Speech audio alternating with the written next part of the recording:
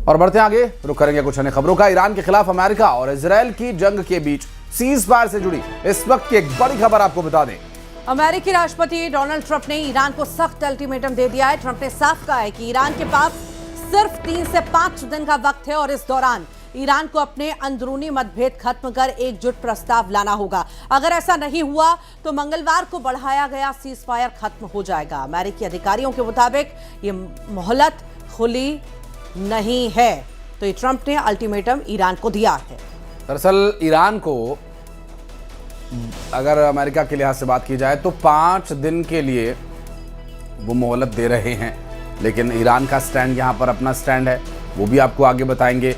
क्योंकि ये जो सीज फायर दोबारा हुआ है, इस बात को लेकर उम्मीद जताई जा रही थी कि अगर सीज फायर दोबारा हुआ है तो अब परिस्थितियाँ हो सकता है सामान्य हो, हालात बातचीत के शांतिपूर्ण माहौल में सुलह के बने। लेकिन जिस तरह से अमेरिका का रवैया रहा, उसी के मुताबिक ईरान ने भी इस पर जवाब दिया है।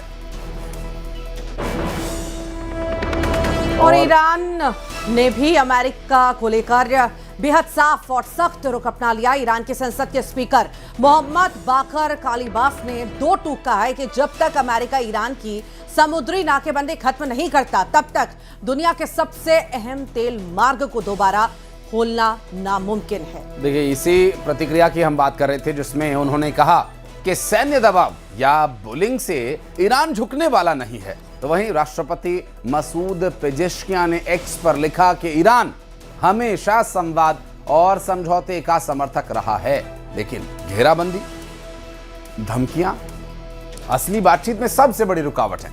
और ये स्टैंड एक बार फिर ईरान का देखने को मिला जब अमेरिका की तरफ से धमकी भरे अंदाज में बातचीत के लिए आमंत्रित किया गया, नाकेबंदी की बातें, दोबारा हमला करने की बातें, दोबारा युद्ध को और हमले को शुरू किए जाने की बातें, ये सभी जो विषय हैं इसमें स्पष्ट रूप से ईरान ने कहा है कि बुलिंग नहीं चलेगी।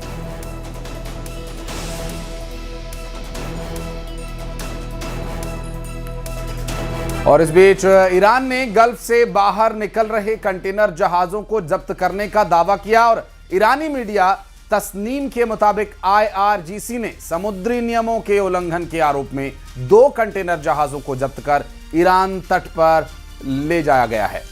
सैटेलाइट तस्वीरों में MSC फ्रांसेस्का का एपामिनोंडांस नाम के जहाज दिख रहे हैं और तस्वीरों की पुष्टि शिप ट्रैकिंग डेटा से भी हुई है। इन्हीं जहाजों को कब्जे में लेने का दावा भी किया गया है। तो 2 तस्वीरें इस वक्त आपकी स्क्रीन पर हम आपको जो दिखा रहे हैं, ईरान के 3 जहाज़ों पर अटैक की खबर सामने आ रही है।